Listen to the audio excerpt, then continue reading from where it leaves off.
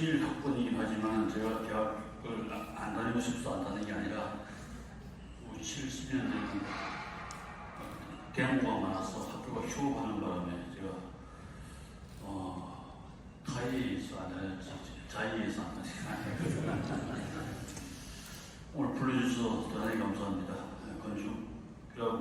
건축을 하고 있는 제가 이 자리에서 여러분에게 인문학 강의라는 제하에서 건축을 말씀드릴 수 있는 자격이 있는지 모르지만 저도 건축은 인문학의 한 부분이라고 애써 생각하기 때문에 제가 생각하는 건축 그리고 도시 문제까지 포함해서 1시간 동안 말씀을 드리게 된 것이 굉장히 기쁩니다. 모처럼의 자리라서 준비하다 보니까 많은 양을 모아서 이 편집을 했습니다. 줄이려고 했는데 잘 줄여지지가 않아서 1시간 동안 충분히 설명드리지 못할 것 같습니다. 빠른 속도로 진행할 때도 여기 계신 분들은 모두 훨씬 뛰어나신 명석한 두뇌를 가지고 계시다고 믿고 이 주어진 만들어 온 것을 죄다 설명드리도록 노력하겠습니다.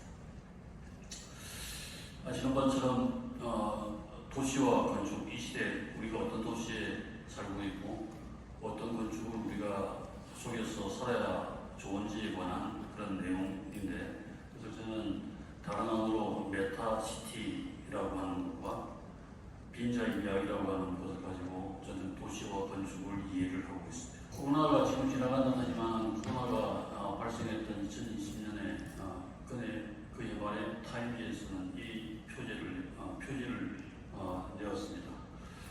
사상 최악의 해라고 저주하듯이 되었고 사라질 것을 영원하는 그런 어떤 내용이었습니다만 불행하게도 코로나는 이 해에 끝나지 않았고 몇 년을 더 이어갔습니다. 코로나가 이 타임지가 명명한 것처럼 사상 최악의 질병일까? 결코 그렇지 않습니다. 바로 100년 전만 하더라도 스페인 독감이라고 하는 게 전 세계를 아주 절망으로 빠뜨렸던 그런 일이 있었습니다. 스페인 독감은 그 당시 19세기에서 20세기로 전환하는 당시 이 프랑스 혁명과 영국의 산업혁명으로 인해서 많은 인구가 도시로 집중되는 바람에 이 많은 인구의 도시를 수용할 수 없던 도시들이 열악한 환경 때문에 일어나는 그런 현상입니다. 보시면은 그 당시 인구 그래프를 보시면은 1800년대, 1900년, 2020세기를 지나는 항목에서 기하급수적으로 도시 인구가 증가하고 있습니다. 그 당시 런던의 상황입니다. 굉장히 빽빽한 건물들이 도시를 가득 채우고 있는데 도시는 쓰레기와 곡물, 악취, 매연으로 가득 덮였던 그런 환경이었습니다. 심지어는 아파트 3평짜리 아파트의 방에 10명의 가족이 거주하는 게 평균인 그런 주거 상황이었으니까 여기서의 상황이 얼마나 나쁜 것이라고 하는 것은 미로심조할 수가 있습니다. 심지어는 돼지 뿌리에 도살하고 길거리에 오물과 쓰레기가 넘쳐버려도 허드 곳이었으니까 질병의 창구는 당연한 그런 수순이었습니다. 그 당시 이번에 코로나로 사망한 전 세계 인구가 690만 명이었는데 100년 전에 스페인 독감은 무려 5천만 명이 사망했으니까 비교할 수 없는 어마어마한 숫자입니다. 우리나라에서도 코로나는 3만 6천 명이 죽었는데 불과 인구 1,800만 명밖에 안 되었던 100년 전에 14만 명이 죽었으니까 어마어마한 그런 질병이 세상이었던 게 틀림없습니다. 이 결과에 깜짝 놀란 사람들이 코로나 1년을 진행하다가 1919년에 사라지고 말았습니다.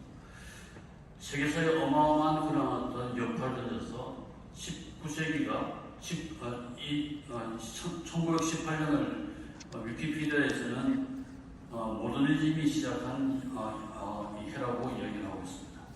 1918년이라고 하는 것은 제1차 세계대전이 막바지로 진행되는 때였고 1차 세계대전도 더 이상 전쟁에 동원할 젊은이가 없어서 그 당시 스페인 국가는 주로 젊은이들이 주로 죽어야 했던 그런 어떤 창극이었는데 동원할 젊은이도 없어서 전쟁을 끝내지 않을 수가 없었습니다. 그래서 제국이 오스트리아 전쟁을 일으켰던 오스트리아 헝가리 제국이 멸망하고 그 전에 있었던 러시아 제국도 멸망함으로써 세계사가 완전히 바뀌게 됩니다.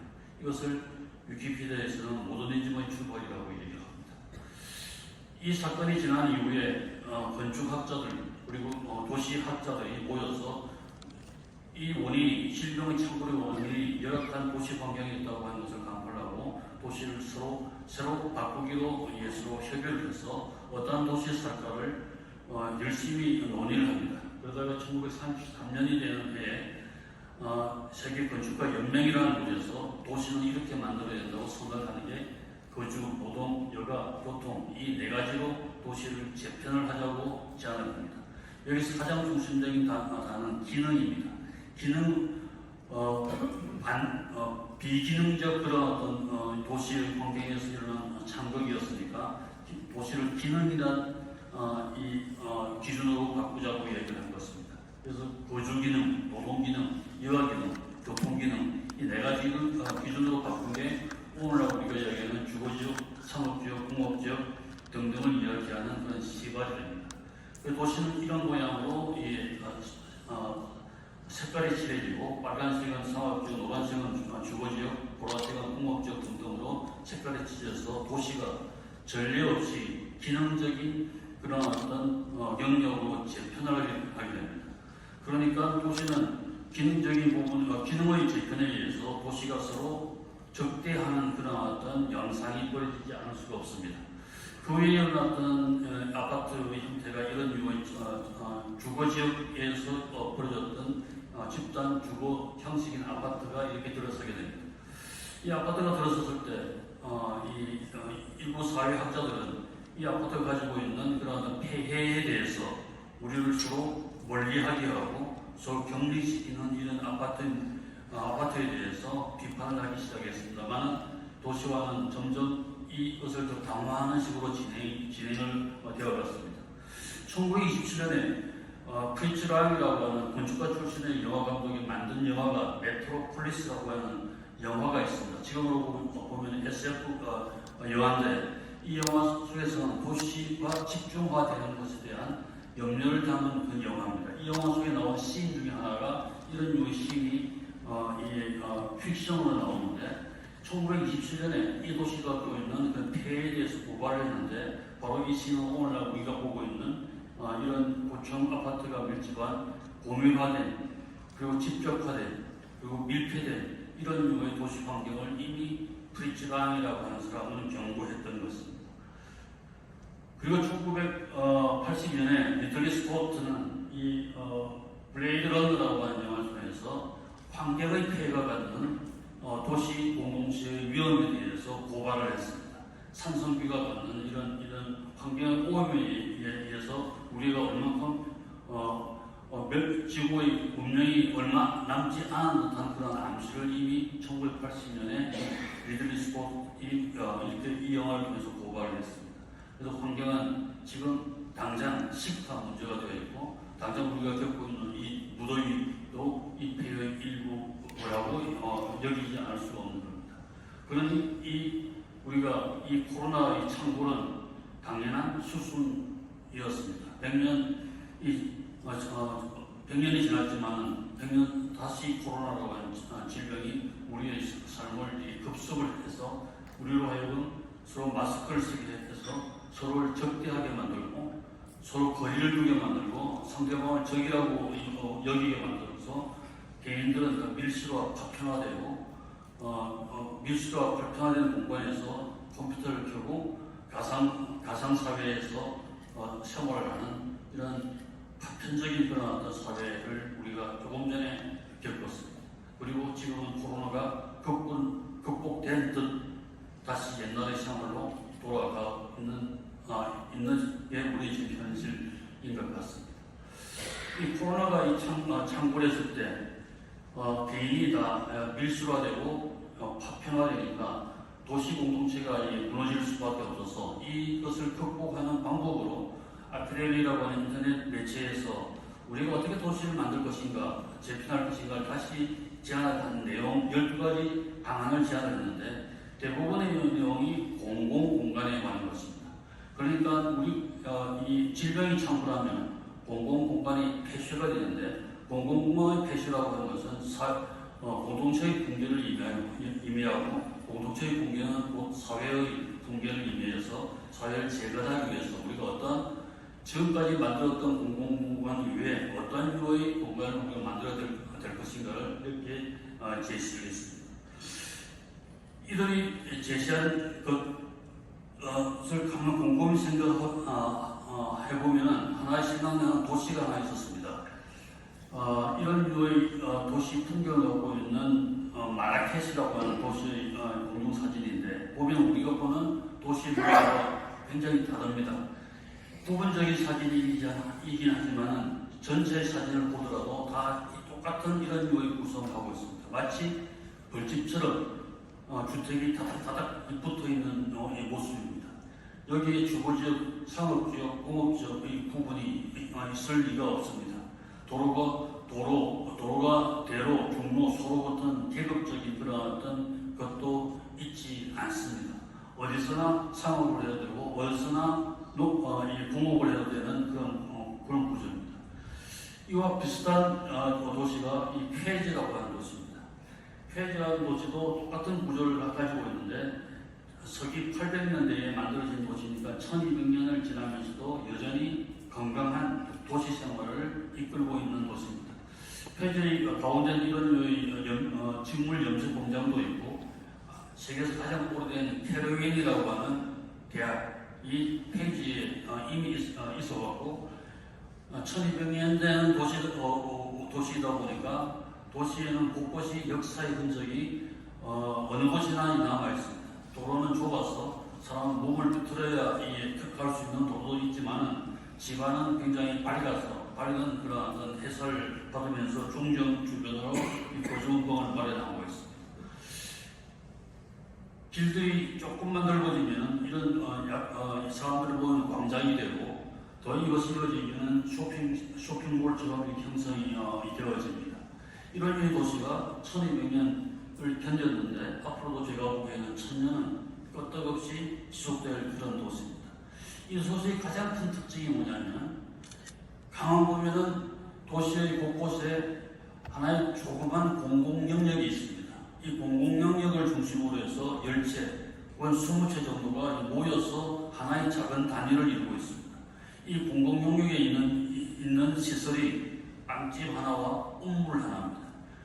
최소한의 공공시설인 빵집과 우물 하나를 두고 10채가 모여서 최소한의 도시가 되어서 이어져 나간 것입니다. 그래서 이들은 이 도시가 한 부분이 없어져도 이 최소한의 하나의 유니트만 있으면 도시가 지속되어 왔다고 하는 것입니다. 그러니까 이 도시에서는 어느 한 부분이 마비가 되더라도 이 도시가 멸망할 리가 전혀 없는 그런 유의 도시입니다. 아마 수학으로 얘기하면 프랙탈 같은 도시 구조가 이 형태가 아닐까 저는 그렇게 생각하고 있는 것 같습니다. 비단 이 모로코라고 하는 이 나라에는 이 도시가 있지 않습니다. 우리나라에도 이런 형식의 이 도시 구성이 있어 왔습니다. 지금도 있는지 모릅니다. 바로 이런 모로코에 있는 도시, 공공공간에 있는 이 도시를 우리는 옛날부터 동이라고 불렀습니다.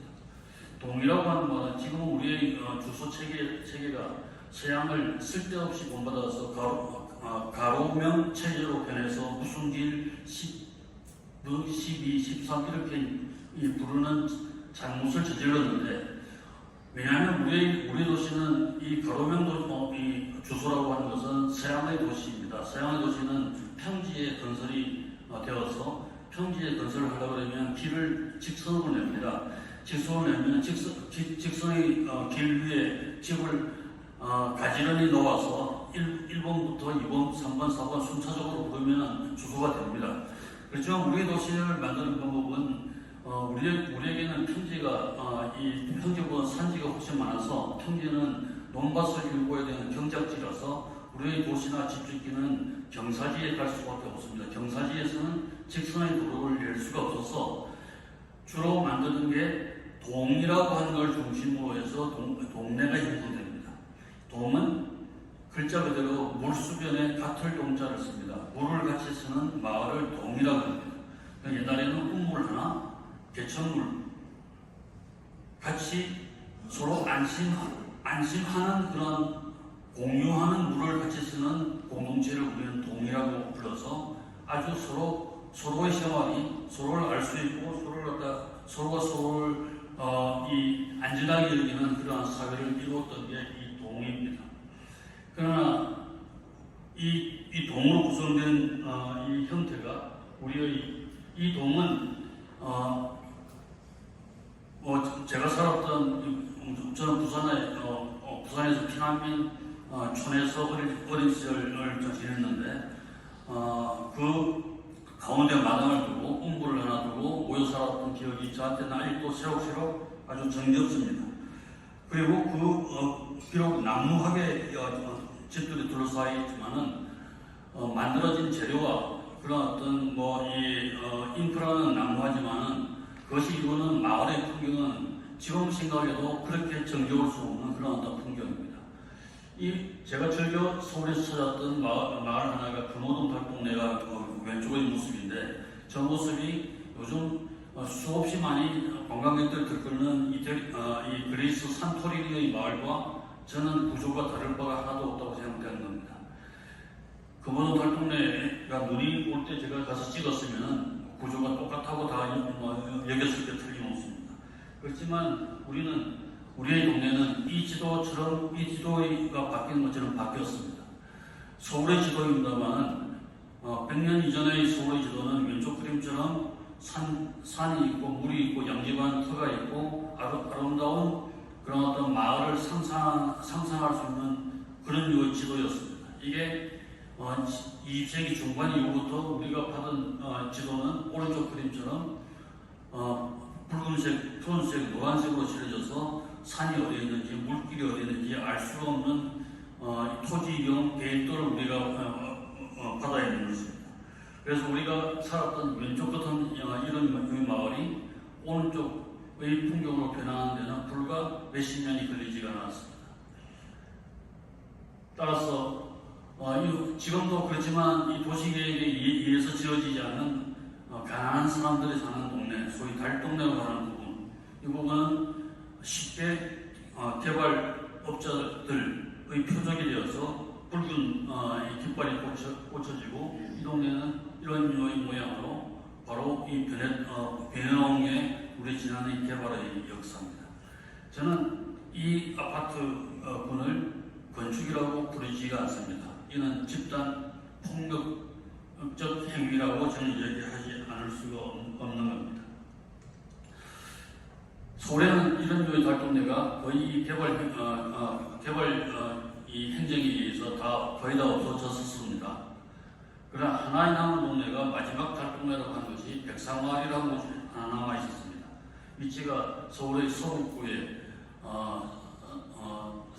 산에 의해서 위호가 되는 그런 동네이기 때문에 잘 개발업자의 눈에 뜨이지도 않았고 그래서 행정력이 잘 미치지 않았던 곳인데 개발할 때 찾던 나머지 이것이 개발 대상으로 이제 포획이 된 것입니다. 이곳에는 1960년대 서울의 왕십리와 청계천에 살던 이 하층민들이 강제 이주를 당해서 60년대 중반부터 개발된 곳인데 결과적으로 1000헥타르의 땅에 약 19헥타르, 약 6만 평의 땅에 1000가구가 아름다운 풍경을 이루고 살았습니다. 비록 그 모습이 이 재료도 열악하고 인프라도 부족하지만은 그리고 60년대부터 일본 말이기 때문에 그 역사가 그렇게 길지는 않았지만은 이 사람들이 서로 모여서 서로 아름다운 공동체를 형성을 했다고 하는 것은 결코 누구도 부인하기 어렵습니다. 그러다가 2000년대 초에 서울시가 드디어 오른쪽 그 그림을 내걸고 이 마을을 이렇게 변화시키겠다고 발표를 하고 합니다. 저와 젊은 건축가들이 몇 명이서 이 계획에 강렬히 반대를 하고 다른 형식으로 개발하자고 제안을 꾸준히 내어놓는 바람에 서울시에서 다시 생각을 해서 결국은 저희 제안을 소극적으로 받아들여서 일부분을 주거지 보존 개발이라고 하는 이름으로 변환을 하게 됩니다.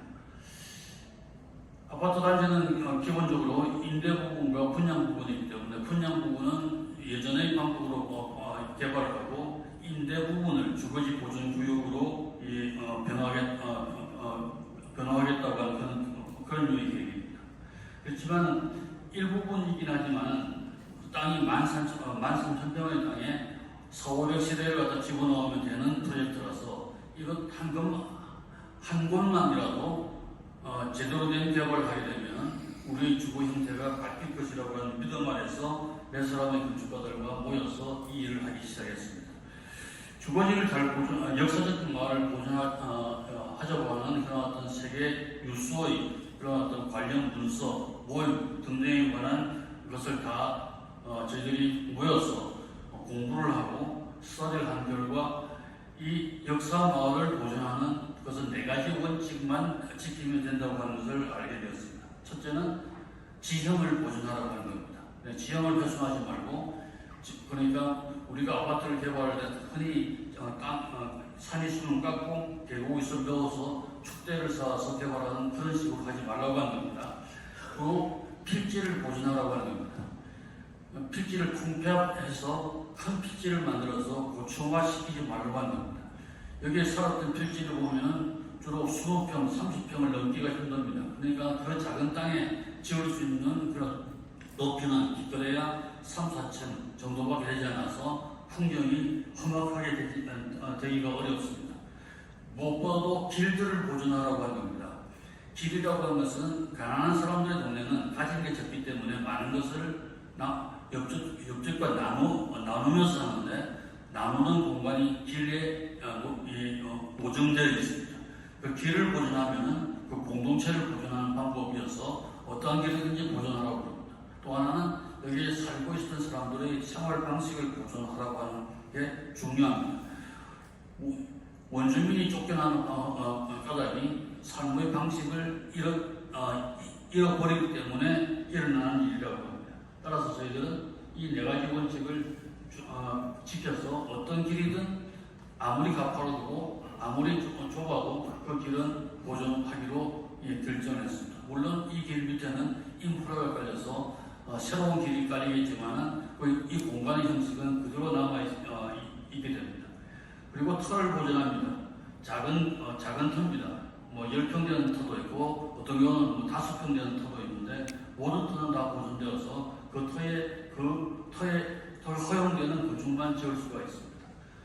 그러니까 높은 건물을 지을 수가 없습니다. 또 하나는 말씀드린 대로 지형을 보존하라고 하는 겁니다. 이건 자연을 보존하라고 하는 마찬가지 이 방법입니다.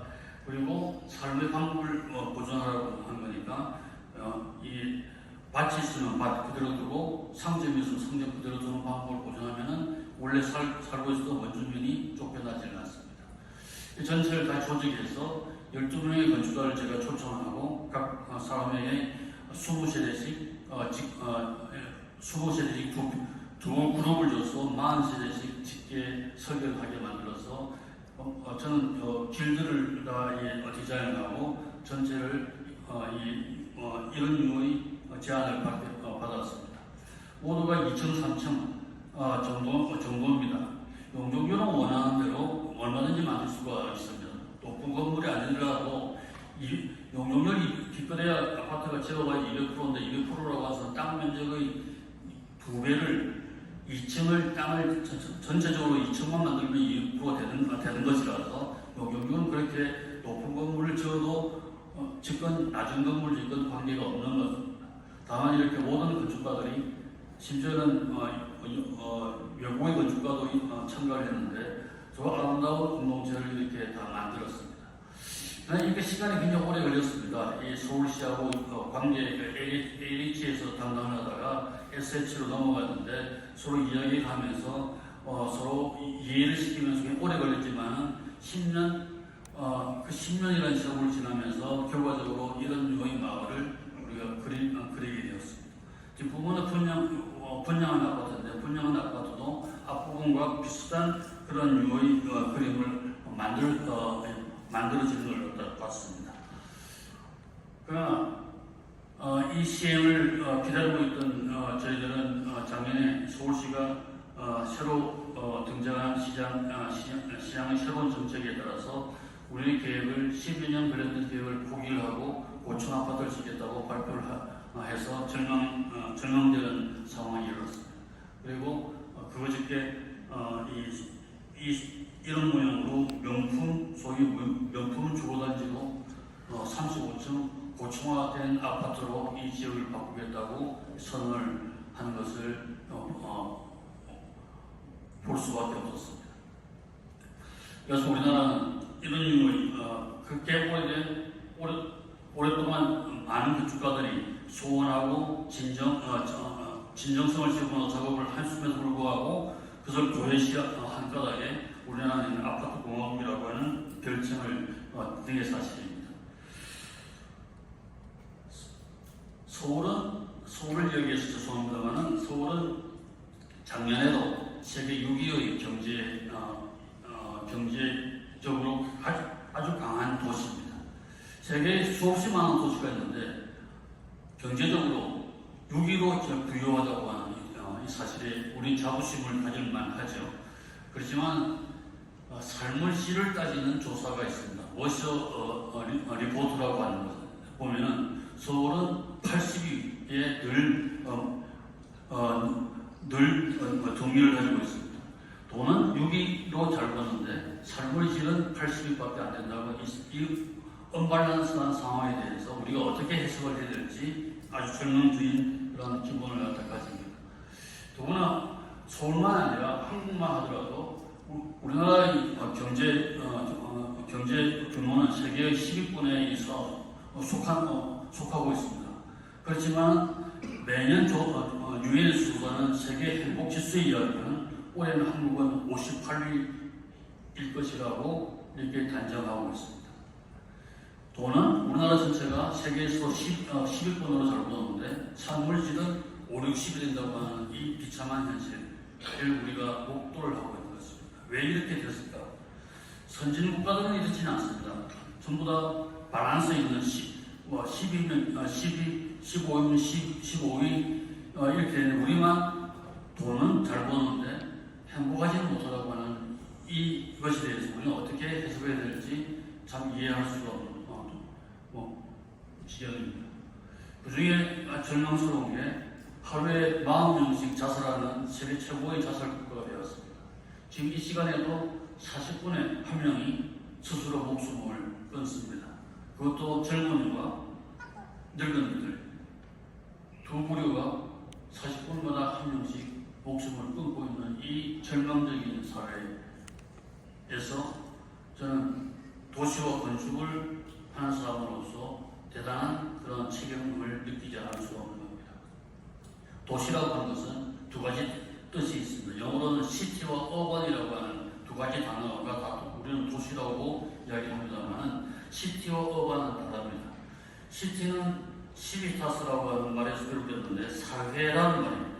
소프트웨어에 해당되는 말입니다. 어반은 우르부스에서 비롯된 말인데 물리적 형태입니다.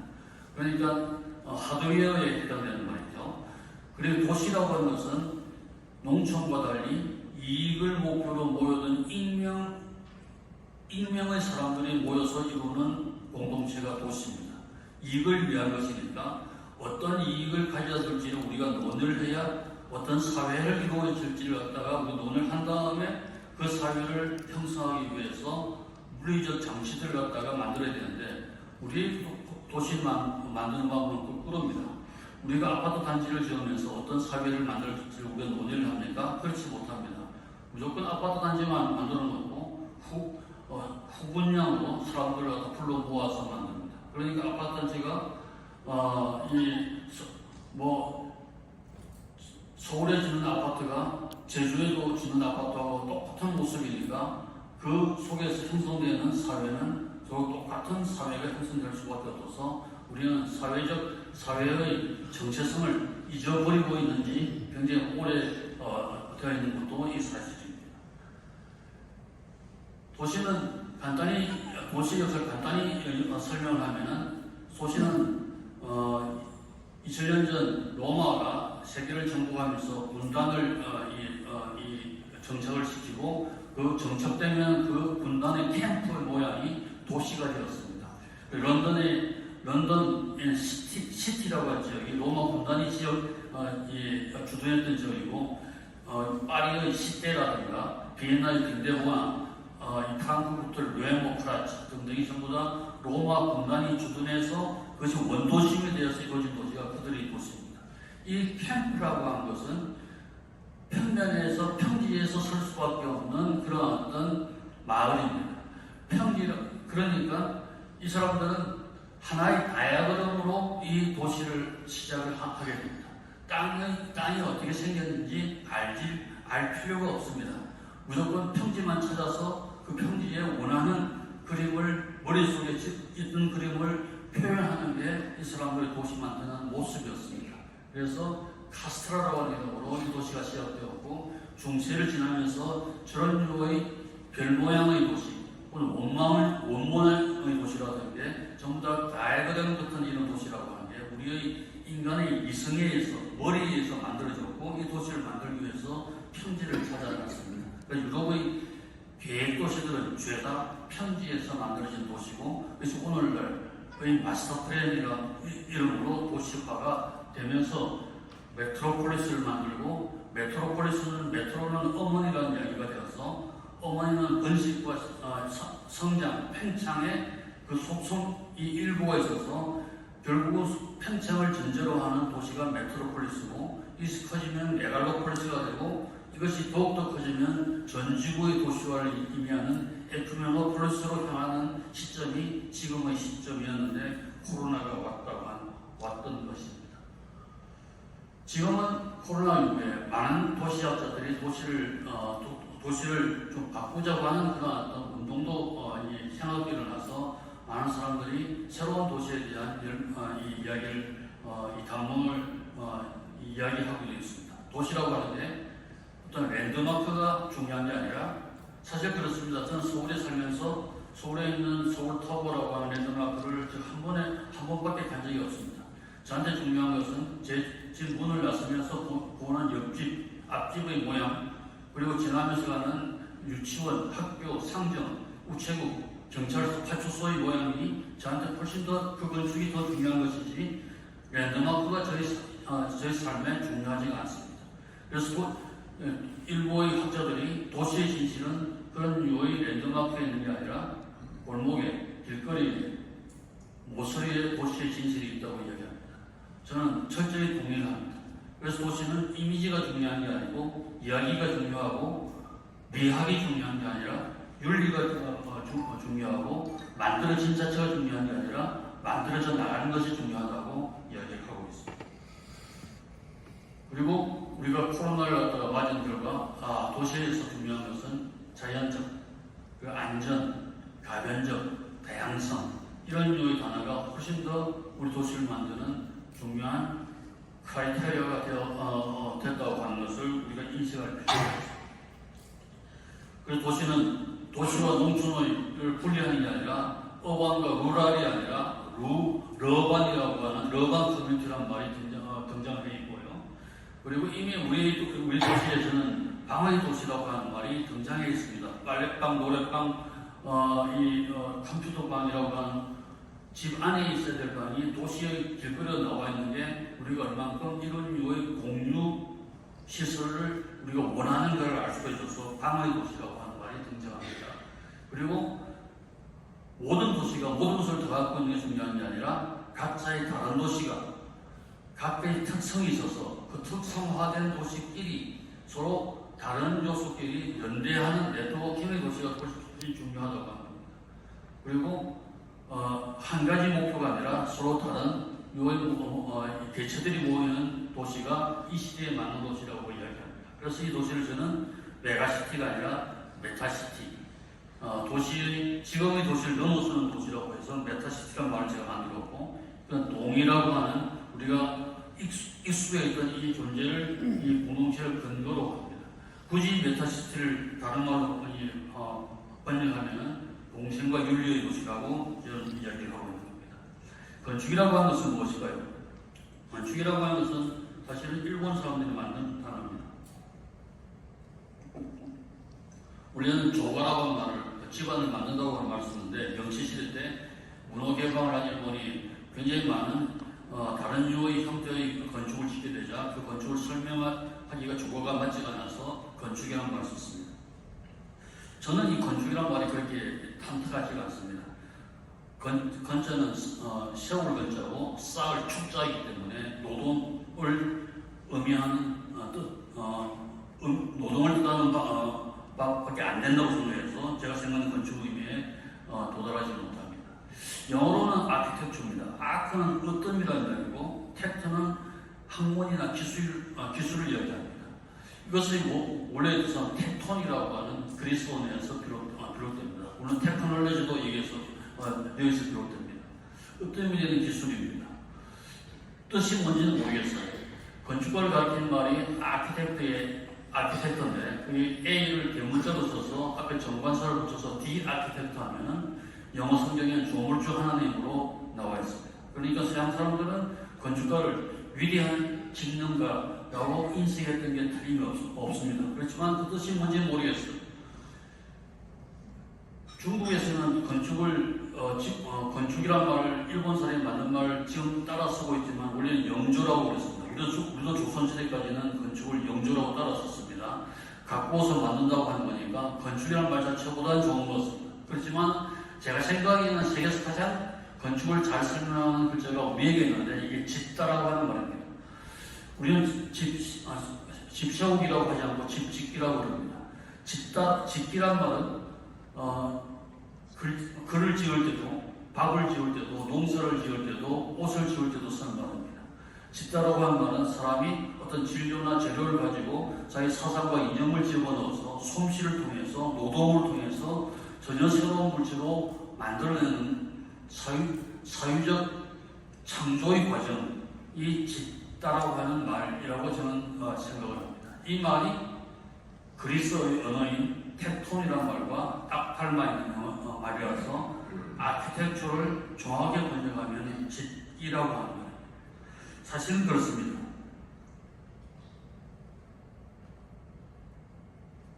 그래서 윈스턴 처칠은 우리가 건축을 만들지만 이 사유 과정을 통해서 창조해내는 이 건축이니까 윈스턴 처칠이 영국 의회 의사당이 나치의 폭격으로 허물어졌을 때 1943년에 그 폐허의 현장에서 그 의회 의사당을 다시 세울 것을 약속하면서 이 이야기를 합니다. 우리가 건축을 만들지만 그 건축이 다시 우리를 만든다고 이야기합니다. 건축은 우리를 확실히 만듭니다. 우리가 더디고 오래 걸려서 그렇지 건축은 우리를 확실히 만듭니다. 부부가 오래 살면 닮는다고 합니다. 왜 닮을까요? 서로 다른 공간에 살던 사람이 한 공간에 살게 되면서 그 공간에 순응하게 되고 행동이 바뀌고 생각이 바뀌고 결국은 얼굴까지 바뀐 겁니다. 수고하는 사람이 귀엽고 저 먼 산골의 암자에 가서 수고하고자 하는 까닭이 이 번잡한 시내에서 자기의 생각을 정리할 수가 없기 때문에 그 공간이 아주 조용한 공간에서 자기의 생각을 줄일 수 있을 의무라고 하기 때문에 그렇습니다. 그렇듯이 건축은 우리를 바꿉니다. 그래서 좋은 건축은 좋은 사람이 만들고 나쁜 건축은 나쁜 사람을 만든다고 하는 말이 틀린 말이 결코 아니라서 우리가 좋은 삶이 되고자 하면 좋은 쪽에 살려고 노력을 해야 된다고 합니다. 저는 제 건축의 주제로 빈자의 이야기라고 하는 것을 오래전에 주장을 하고 이것을 건축의 표제로 삼아서 저한테는 이것이 좋은 건축이라고 이야기를 하고 있습니다. 이 건축은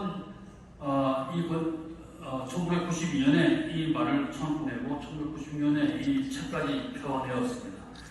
이 내용에는 원래는 도시에 관한 것, 공간에 관한 것, 기능에 관한 것, 형태에 관한 것이 있는데 30여 년간 이 빈자의 이야기라고 하는 주제로 건축을 하다가 두 가지가 더 늘어서 기업과 영성에 관한 부분이 더 늘어 있습니다. 이 내용을 이 시간 동안에 다 설명드리기는 너무 부족해서 마지막 부분만 설명드리고자 합니다. 첫 번째는 공간에 관한 부분인데 공간을 채우지 말고 비워놓자고 하는 겁니다. 우리가 옛 집의 마당에 있는 그런 유해 공간을 만들자고 하는 거고요. 기능이라고 하는 것은 반드시 필요한 게 아니라 반기능, 불필요한 기능적이지 않는 것이 불편한 것이 우리로 하여금 더욱더 좋은 삶을 만들 수 있다고 여기기로 해서 이런 유의 건축도 합니다. 그리고 건축이라고 하는 것은 형태가 중요한 게 아니라 우리가 삶이 중요한 거니까 형태가 저렇게 복잡하면 우리 삶이 보이지가 않으니까 형태는 우리 삶이 돋보이도록 단순하고 무채색으로 남겨진다고 이야기합니다.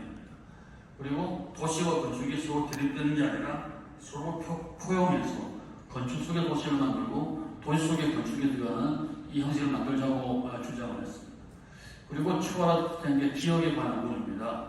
터무니라고 하는 말이 있습니다. 터에 새겨진 무늬라고 하는 말인데 모든 터에는 그 역사가 만드는 무늬가 있으니까 그 터무니, 그 터가 모든 건축에서 어떠한 건축이 되어야 된다고 이야기를 하게 되어서 그 터 이야기를 듣고 집어오면은 터무니 있는 삶이 될 것이라서 건축에서의 기억을 그대로 보존하자고 합니다. 마지막으로 제가 드는 게 영성에 관한 겁니다. 이 문제는 굉장히 중요합니다. 우리는 참 영성적인 그런 건축 속에서 우리 선조들은 살았습니다. 불과 지난 20세기 초까지만 해도 그렇습니다. 우리 집은 집 하나만 하더라도 집안에 굉장히 많은 신들이 있었습니다. 문턱을 넘을 때 문신이 산다고 믿어서 조심스럽게 문턱을 넘었고요. 마루에는 성주신이 살았고 부엌에는 조왕신이 살았습니다. 그리고 심지어는 변소에는 측신이 산다고 해서 모든 방을 들어갈 때마다 조심하고 삼가했습니다. 뿐만 아닙니다. 집 뒤에는 어떤 집은 사당을 갖고 있어서 조성신을 모시고 살았고 집 뒤에는 무덤이 있어서 죽은 조상의 죽음과 같이 더불어 살았던 게 우리의 그 삶입니다. 집뿐만 아닙니다. 마을의 입구에는 성황당이 있고 산당나무가 있어서 마을에 지나갈 때마다 마을의 안녕을 기원했던 게 우리의 옛날의 삶입니다. 이게 현대에 들어와서 20세기 말부터 이 모든 신들을 우리 그것들이 잡신이라고 하더라도 우리가 삼가하면서 살게 하는 동의에 되었는데 이 잡신들을 온전히 쫓아낸 신 하나가 있었는데 그게 물신입니다. 그 물신 하나가 이 모든 신을 쫓아내고 우리로 하여금 물신의 노예가 되어서 살고 있는 것이 우리 모습이 아닌가 이렇게 여겨지는 것입니다. 그래서 이게 우리의 영혼을 갉아먹고 있는 그런 사실이어서 결국은 하루에 40명이 자살하는 이유도 이 문제가 심각하게 저한테는 다가와서 이 부분에 관해서 좀 더 관심을 가지고 건축을 하고 있습니다.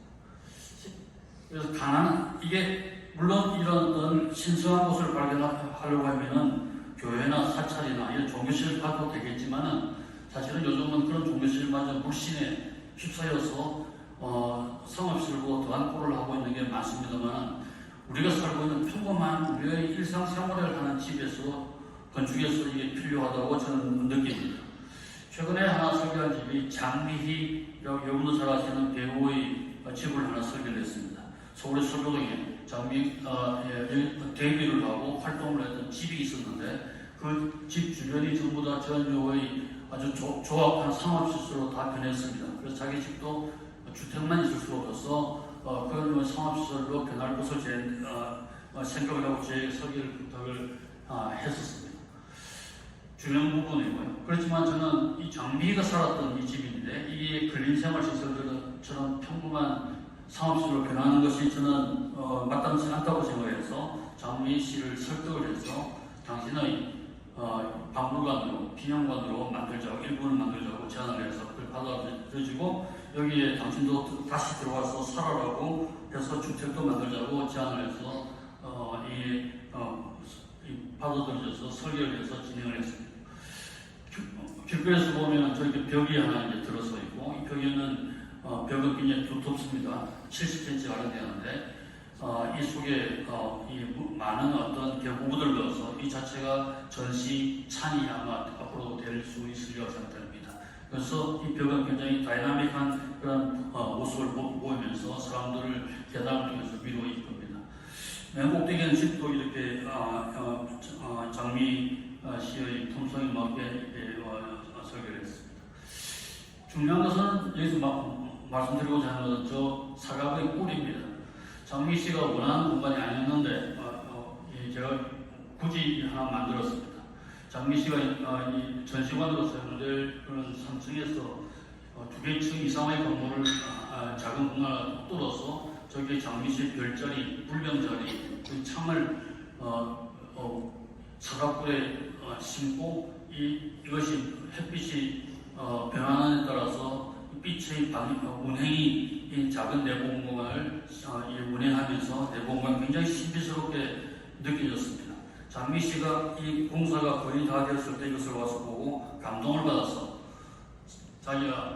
제가 원하는 답을 들을 수 있었는데 자기가 죽어서 이곳이 자기의 묘지가 되었으면 좋겠다고 하는 말을 듣고 재빠르게 제가 납골함을 만들어서 설치했습니다. 결국은 장미 씨가 완공된 다음에 이 집에 와서 삽니다. 그리고 매일마다 이곳에 앉아서 자기의 죽은 이후의 모습을 쳐다보는 일이 일과가 되었다고 이야기합니다.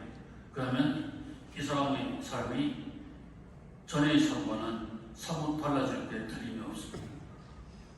그리고 올해 드디어 예술원 이 회원에 되는 영광을 누리기도 했습니다.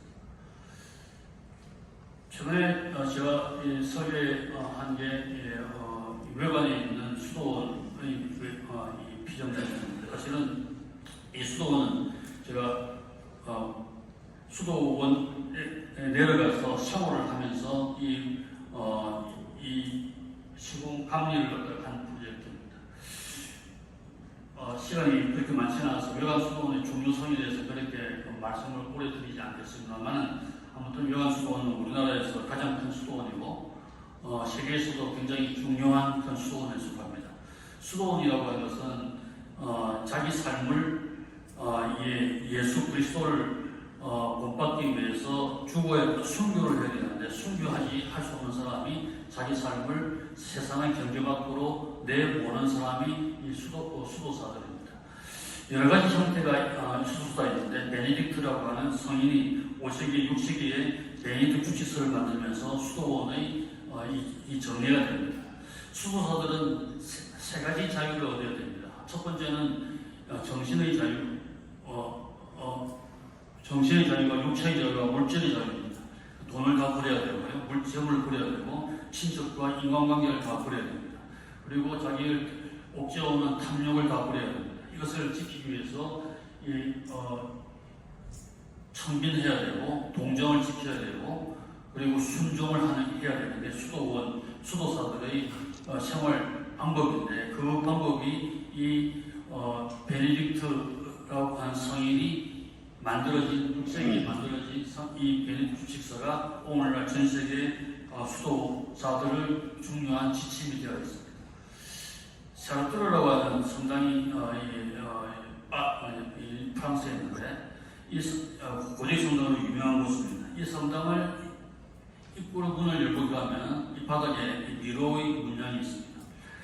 이 문양은 애초에는 이 성당을 들어온 사람들이 이 문양에 꿇어 앉아서 문양에 있는 통로들을 다 무릎으로 기어서 중앙부에 260m의 길이가 되는데 와서 올 때쯤에는 무릎에 피가 납니다. 고통이 있습니다. 그때 비로소 기도를 하고 앞으로 나갈 수가 있었다고 합니다. 지금은 아무도 그렇게 하지 않습니다. 문양에는 자체적으로 부릅니다. 티베트 라사에 가면 조캉 사원이라고 하는 7세기에 만들어진 불교 사원이 하나 있습니다. 이 사원은 굉장히 수완 자체가 아름다운데 이 사원을 설명할 시간은 없고, 이 사원 앞에 보면은 많은 사람들이 옷에 투지를 하면서 이렇게 빌고 있는 모습을 매일 볼 수가 있습니다. 어떤 사람들은 아주 간곡히 몸을 뚫으며 눈물을 흘리면서 여기서 이 기도를 합니다. 어떤 사람, 그중에 어떤 사람은 평생을 걸려서 자기 고향에서부터 오체투지를 통해서 하면서 족강사원에 나와서까지 이르러서 기도를 이루는 게 인생의 목표입니다. 당연히 이 무릎과 팔 등등은 상처, 투성이일 수밖에 없습니다. 그렇지만 이 고통을 감내하고라도 도달하는 것이 이 사람들 사는 목표이고, 이것이 바로 수고라고 하는 겁니다.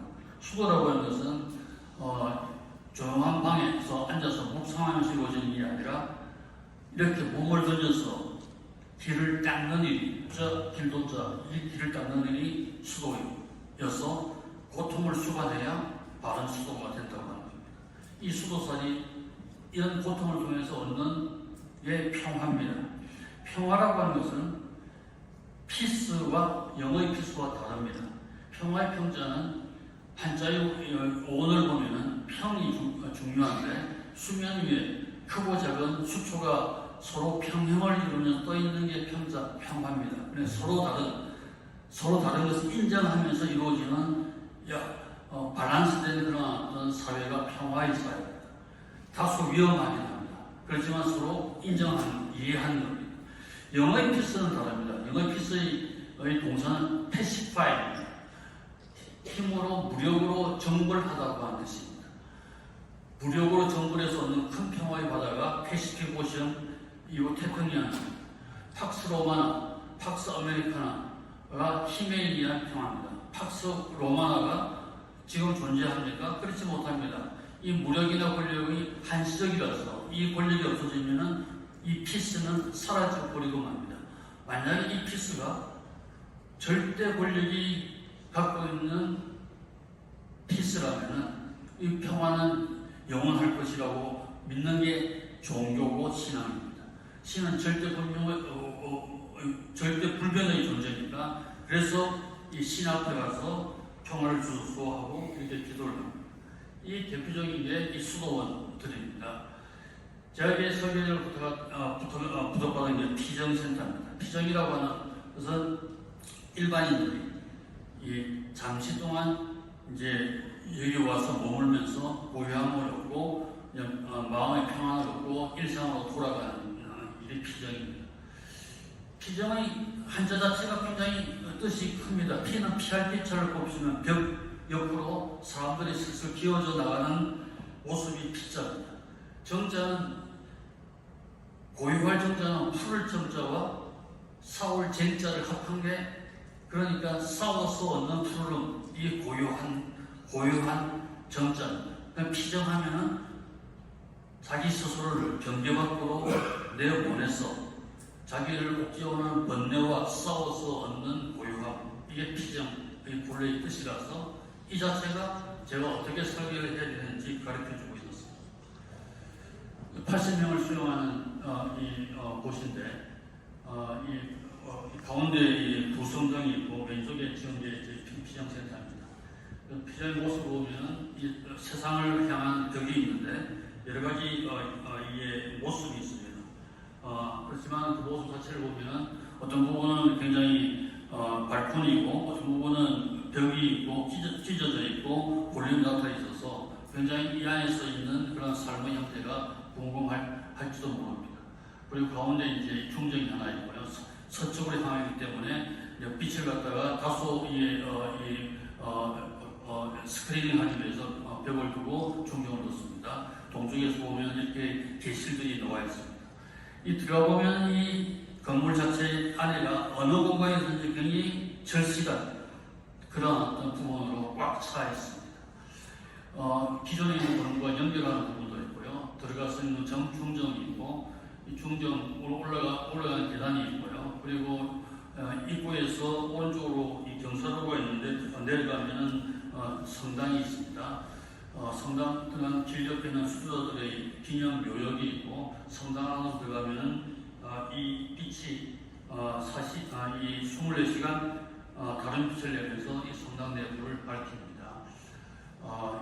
오전에 빛이 오요, 오후의 빛이 이렇게 들어오고, 그리고 늦지막에 빛이 이게 성당 내부를 비춰서 사람들로 하여금 침묵과 묵상을 하게 만듭니다.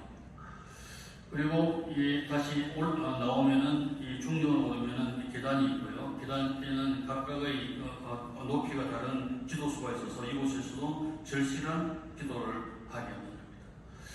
모든 방은 거의 독실입니다. 이 독실에 나와서 이 브릿지를 건너면은 하늘 성당이 하나 있는데 서쪽으로는 낙동강 여기에도 베네딕트 성인의 별자리가 있고 이 낙동강 변호의 서쪽에는 석양을 아름답게 볼 수 있는 곳이어서 이곳 찾아오는 사람들이 굉장히 많이 위안을 결국은 여기서 얻어서 마음에 충만함을 갖고 이 피장을 끝내고 세상으로 돌아간다고 합니다.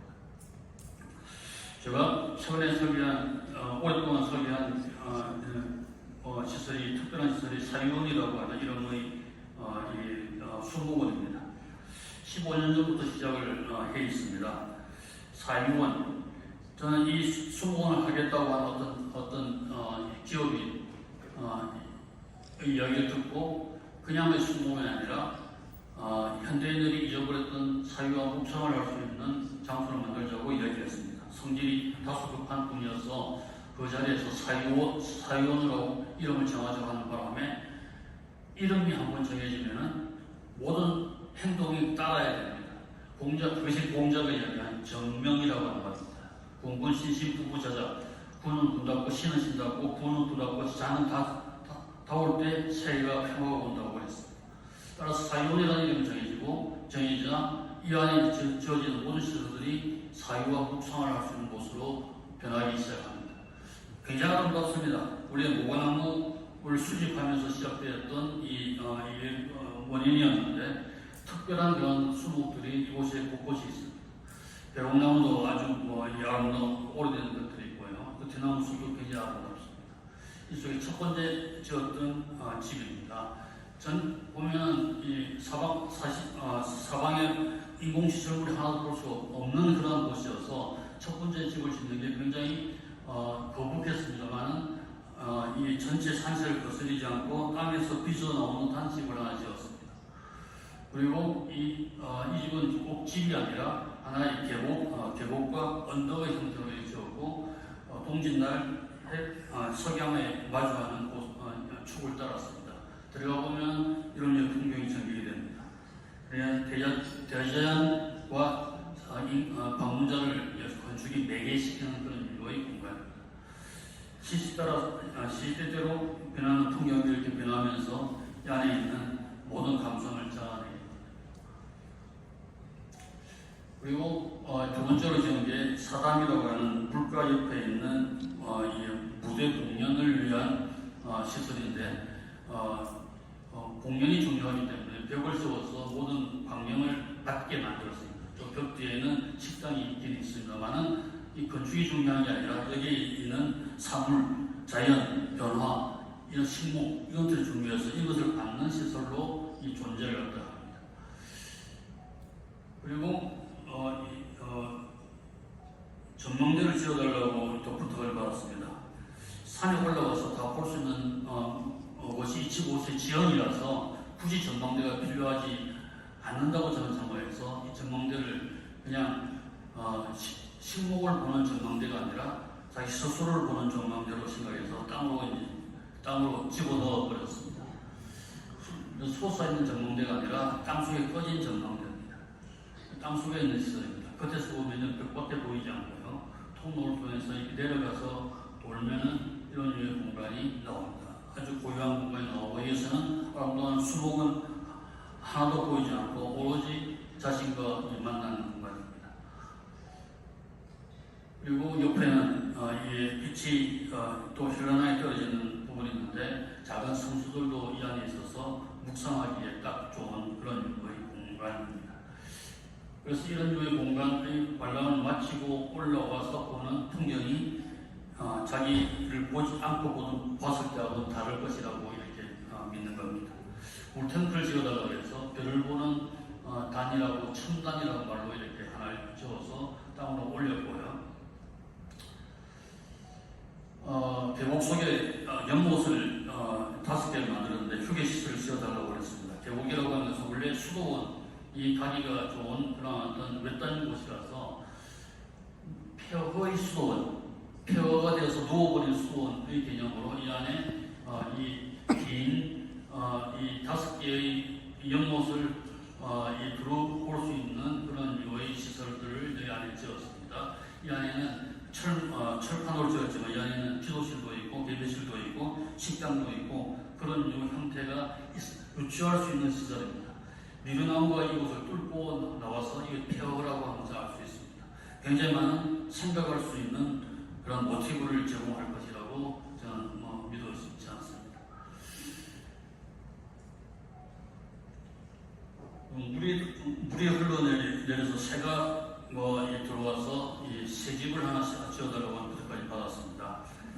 새집을 여러 개 지을 수가 없어서 새의 생태를 조사를 해보니까 높이 나는 새, 낮게 나는 새, 중간에 있는 새, 물가를 있는 새들이 있어서 이 새들을 한꺼번에 집어넣을 수 있는 수직의 새집을 짓고 이 새들도 혹시 수고하지 않을까 생각해서 이 지도실, 예배실, 식당 등등에 맞는 가구들을 다 집어넣고 새집을 이렇게 먹이 이 탑을 만들어서 새들을 모았습니다. 이렇게 서서 조사, 새들의 수동이라는 이런 걸 세웠습니다. 신기하니까 새들은 오지 않고 사람들만 잔뜩 가서 새집이 아니라 사람들의 관광 명소가 되어서 지금은 사람은 출입을 금하고 새들이 먹이를 주니까 요즘은 새들이 가끔 몰려온다고 이야기를 듣고 있습니다. 마지막으로 보여드리는 사진입니다. 시간이 조금 늦었지만 좀 양해해 주시면 건네드리겠습니다. 최근에 지난달에 이게 오픈을 한 제주도에 있는 숙소입니다.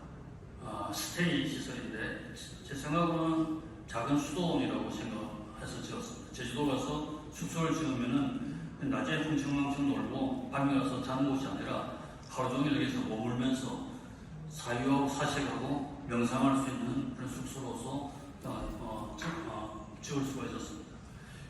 그래서 이름을 애월 한거라고 이름을 붙였습니다. 땅은 애월에 있습니다. 애월이라고 하는 단어가 너무너무 시적인 지명이니까 애자가 절벽에 치는 물가를 그린 게 애자의 형상인데 물가의 애자입니다. 거기에 떠 있는 달이라고 그러니까 굉장히 시적인 이름이라서 이름부터 굉장히 근사했습니다. 그리고 땅에 가보면 45그루의 2, 3년 된 소나무가 울창하게 되어 있어서 이 땅의 주인이 소나무였습니다. 그 처음 만난 날 소나무가 저에게 그렇게 이야기를 하는 듯 했습니다. 나는 이렇게 집을 지어줬으면 좋겠다고 하는 말을 소나무마다 하고 있는 걸 저는 들을 수가 있었습니다. 그래서 소나무마다 가서 인사를 하고 소나무마다 이야기를 하고 그렇게 지내노라고 제가 다짐을 하고 돌아왔습니다. 소나무의 배치를 갖다 그리고 소나무 영역을 갖다 먼저 표시를 한 다음에 그 다음에 그걸 서로 이어있고 그 영역을 공간하기 위해서 담장과 건축을 이렇게 둘렀습니다. 그리고 물길을 갖다가 두어서 전체의 마스터 플랜을 완성을 해서 애월 한거라 이름을 지었는데 집들도 소나무를 위주로 지었으니까 소나무가 2그루가 있으면 이송제, 6그루는 육송제, 소나무가 없으면 무송제, 소나무 가운데 있으면 후송중한, 소나무 아래에 있으면 송하원, 모든 집의 이름을 소나무에 따라서 지어서 여기 거주하는 사람이 집 이름을 알고 나면 소나무를 이야기할 때 틀이 아마 없을 겁니다. 그래서 전체를 이렇게 완공을 했고요. 모든 소나무를 중심으로 이루어진 겁니다. 한라산도 보이고 올라가면은 이 바다도 보이는 곳입니다. 집들마다 다 다른 형태고요. 애월 한거라고 이제 이름을 붙였습니다. 한가롭게 거주하는 곳이라고 하는 뜻입니다. 보면 소나무가 주인이 된 그의 마을이 이렇게 들어서서 지금 손님을 받기 시작하고 다음 달에 정식 오픈을 할 예정으로 되어 있습니다. 가오픈을 했는데 벌써 많은 사람들이 가서 굉장히 좋은 반응을 얻고 있습니다. 이렇게 작은 다슬도 있고요. 식당, 촌사라고 식당도 있고 작은 도서관도 있습니다. 읽기 정원도 있고요. 사면에는 종로를 하나 세워서 종을 아침마다 종을 치게 만들었고요. 사우나도 동산 언덕 뒤에 설치를 했는데 남녀별로 다른 사우나입니다만은 여기서는 말이 거니는 풀 먹는 모습을 여기서 볼 수가 있습니다.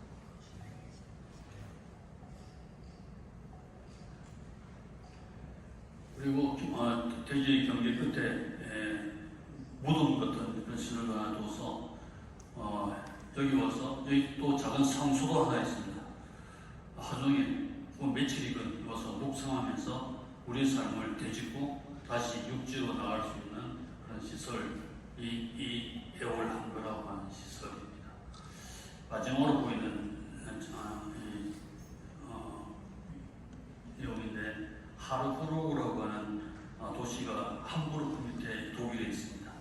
여기에 1986년에 나치의 산업성을 기념하는 기념탑이 하나 세워졌습니다. 12m의 높이 탑이 아주 평범하게 보이는데 이 탑은 놀라운 것은 매년 2m씩 땅으로 꺼지도록 되어 있습니다. 이 탑을 디자인한 요한 베르트라는 사람이 게시판을 갖다가 저렇게 세워서 하르부르크 시민들에게 얘기합니다. 나치에게 당했던 기억들을 여기에 써달라고 탑의 표면에 써달라고 얘기했습니다. 지나는 시민들이 나치에 당했던 분노, 원망, 슬픔, 아픔, 고통 등등을 여기에 낙서하듯이 이렇게 탑에 씁니다. 탑의 표면은 이들의 글로 기억들로 이렇게 적혀다가 매년 2m씩 땅으로 꺼지고 1993년에 완전히 땅으로 사라졌습니다. 이 탑을 설계한 사람이 이야기한 것이 분리한 것을 상대하는 것은 탑이 아니라 우리 마음이라고 이야기를 합니다. 그렇습니다. 그리고 이렇게 그 흔적만, 터 무늬만 이렇게 나와 있습니다. 모든 건축은 사라질 수밖에 없습니다. 이렇게 불이 나서 없어지기도 하고 중력에 의해서 무너지기도 하고 이 흔히는 경제적 이유 때문에 이렇게 사라집니다. 그런데 건축 속에 어떤 진실이 건축 자체가 어떤 목표나 진실이 되어서는 안 됩니다. 건축은 아무것도 아니고 언제든지 사라질 수 있고 또 언젠가는 사라질 수밖에 없는 게 이 건축의 속성입니다. 따라서 우리가 건축을 통해서 얻는 것은 우리가 그 건축 속에 살았다는 그런 기억이 그 기억만이 진실하지 건축 자체는 파리어일 뿐이고 껍데기일 뿐이지 아무것도 아니라는 사실이 굉장히 중요한 사실이라고 하는 걸 저는 너무도 잘 압니다. 네, 이게 건축의 본질입니다. 오늘 이 말씀을 드리고 싶어서 이 시간을 빌렸습니다. 대단히 감사합니다.